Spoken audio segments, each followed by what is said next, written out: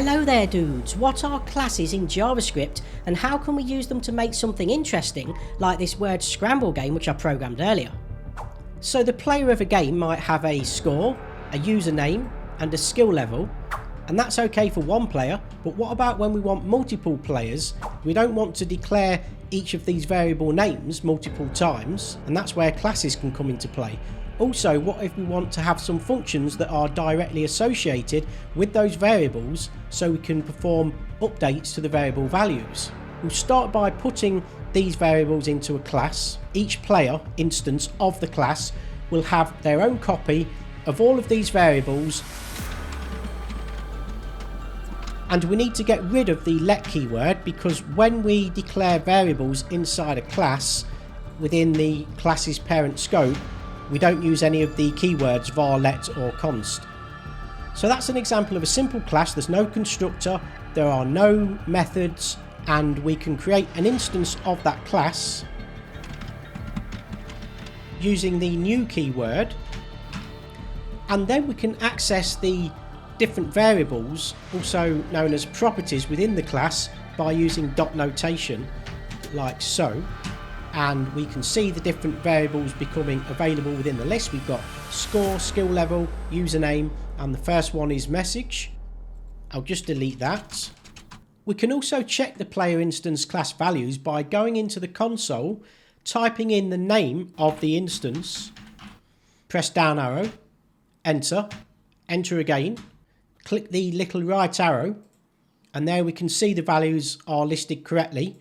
We can also type in the name of the class, down arrow, enter, enter again. That gives us the class definition. We can also add a constructor, which I'm going to copy and paste from my other screen because otherwise it's going to take way too long. So we'll go into the class and paste this in. This is still live. I'm going to click save and you'll still see the changes happening in real time.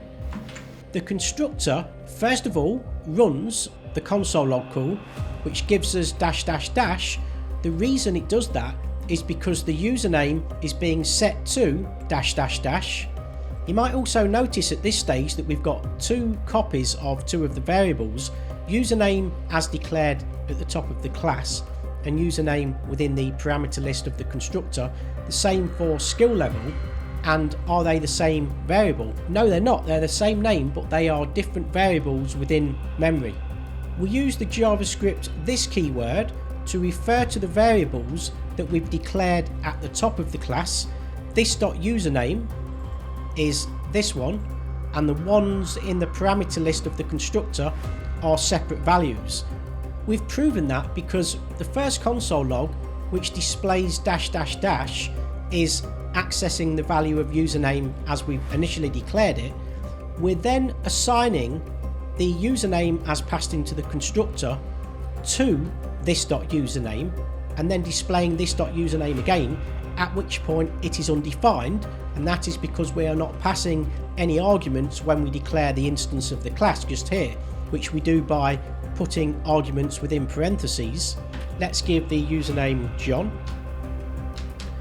and a skill level of 3 and click save. And so username is no longer undefined because we've just assigned it the value of John as we've assigned the skill level with the value of 3. Let's go back into the console and just double check to make sure that that looks correct.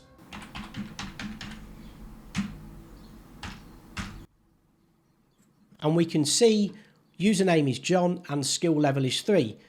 And there's no point in having a player class if we haven't got a game. I am going to copy and paste this again, otherwise it really will take way too long. This is exactly like we created the player class. We have a constructor, we've got the variables at the top within the class's parent scope just here.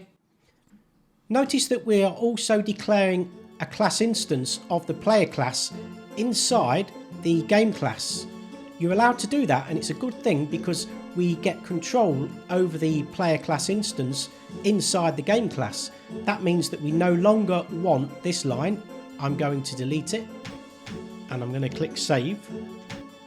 Nothing major is happening yet. I will therefore change the name to me and click save. We can go back and do the same thing as we did before in the console window and look at the game object this time. Down arrow, enter, enter, and click on the little right arrow. Now we can see that the values for the game object instance of the game class are display score, which is this one, game score, which is this one, new player, I'll get to that in a second, selected word, which is this one, and password, which is the private variable, which is this one, which we initiate to pass 1 just here. If we click on the right arrow of new player, we can then see it's indicating that it is an instance of the player class just here. We can see we've got the same variables as before: message, score, skill level, and username, which is now set to Gary.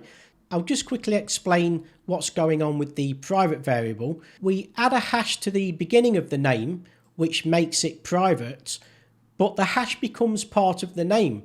Therefore, whenever we want to refer to the variable, we need to always remember to include the hash. If we try to access the private variable outside of the class, we get an error. We type the name of the class instance, which is game, dot, and remember what I said, we need to add the hash onto the beginning of the name, otherwise we are technically not referring to the same variable name. If we add hash, we immediately get a syntax error, and if I hover over, property hash password is not accessible outside class game because it has a private identifier, so that's what we mean by a private variable in JavaScript inside a class. So now let's create a function inside the game class that's going to call a function inside the player class. Now when we click on the submit answer button, which at the top just here, onClick is going to call the check player answer function, the one that we've just added. Within this function we are going to call the check answer function of the player instance just here, passing in the selected word as the argument. The selected word is chocolate, and that is the value that we're going to be checking our answer against. And then we're going to display the score that the player class returns. We're going to assign that value into the game score variable, and we are then going to send that score to the browser. Let's follow this through then. We'll go up to the check answer function. It isn't there because we need to add the function into the player class. If we get the answer correct, we are increasing this player instance's score via this line and displaying the message. If it's incorrect, we decrease it, and then we return the player's score so we can send that score to the browser. Let's now run this. Let's click save and let's click submit. Unlucky, that's incorrect. We've not entered a value, and we can keep clicking on the button and the score is going to keep increasing, or we can spell it wrong, just take the E off and keep clicking submit, and we can go into a minus value. We need to add in these two variables, which are the player list array and the player index, and now we need to insert our next function, which is the register player function. I won't go into every single detail about what this is doing, but as you can see, the main thing that is happening is this line just here is declaring an instance of the player class. Therefore we don't need the instance that we are declaring up here, so I will delete that. And then we are adding each new instance of the player class into the player list array of the game class just here. We also need to update the check player answer function, and the only difference at this stage is that we are checking the player index value just here. We're setting it to -1 initially just to indicate that the array is empty. Just before we run it though, we need to add a few HTML elements. These are just the additional fields that we're going to have in the game. The one that we were looking at before, which is the submit answer, is simply this block. So we've just added in these 4 blocks. Let's also add in some styling. This is just some basic styling, nothing really cool going on here, just giving it a bit of colour for the various divisions that we've just added. Otherwise we're going to be left with this boring looking layout just there. Let's scroll down, and I'm also going to use a separate window from this point on, otherwise the layout's not going to fit on the screen. I'll just click save. I'll just maximise this window. That's looking pretty good. All we need to do now is test it and make any more changes that we need to do. Let's do a little test and register. Let's just change. So let's add a user and choose a skill level and register. The name Gaz has been registered. And let's check to make sure that that is the case. That's working correct. Let's try and answer the question next. Let's now add another user. Choose a different skill level and click register. And Paul has been registered. Let's check the console again. And we can see already that the player list has got a value of 2. Let's open the player list, and there we can see we've now got 2 users registered. Let's try and log in. We get an error. Game.login is not a function, and that is because, let's just remove this, we haven't added in the login function yet. We need to add in the word history array, and we need to slightly upgrade the check answer function. And we also add the word to the word history list. And so now we go back down to the game class. We need to remove this line from the constructor, slightly upgrade the register player class, add the login function. This is where we loop through the player list array. So we are looping through. We're looping through this array. And if we find a match to the username, the index position I becomes the assigned value of the player index variable. And then we assign the skill level -1 because arrays are 0 indexed and we are asking the user for a skill level between 1 and 3. All we need to do now is add in the select word function. These are just the values that the user is going to be faced with. So Array 1 corresponds to skill level 1, likewise row 2 corresponds to skill level 2, and row 3 corresponds to skill level 3. We are then using the array index value that we just calculated in the previous function to select the word from the words array, and the very last function is the shuffle function, which we'll add in now. So this is the Fisher-Yates shuffle technique, which goes back to early last century apparently. I've just modified the way that it's being used slightly for the purposes of being able to shuffle a word. We can now click save and see what we get.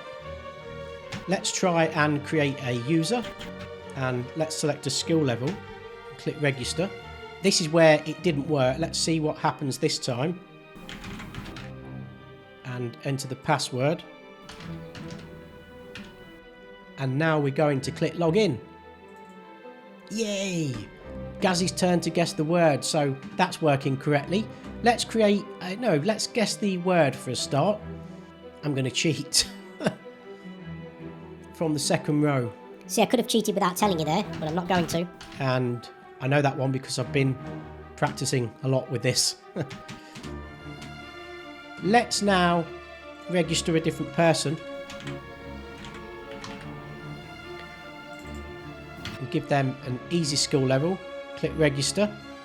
Pete has been added to the register. Let's now log in as Pete. There we go, and the score has been reset to 0. We know this one is really easy. Exit and click submit. Now Pete's score is up to 1. Let's pick a different word. And we've got cold. Let's click submit.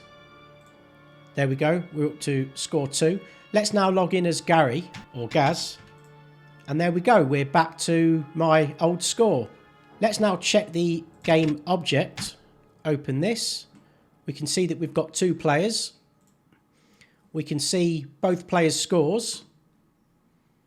So we can see in the word history for player Gaz that we've got involve and jackpot. Player history for Pete, we've got the word exit and cold. So that's it. Everything is working absolutely perfectly. And there we go. That's the end of this tutorial. Hopefully you found that interesting. Don't forget to subscribe and hopefully you'll see me next time. Cheers.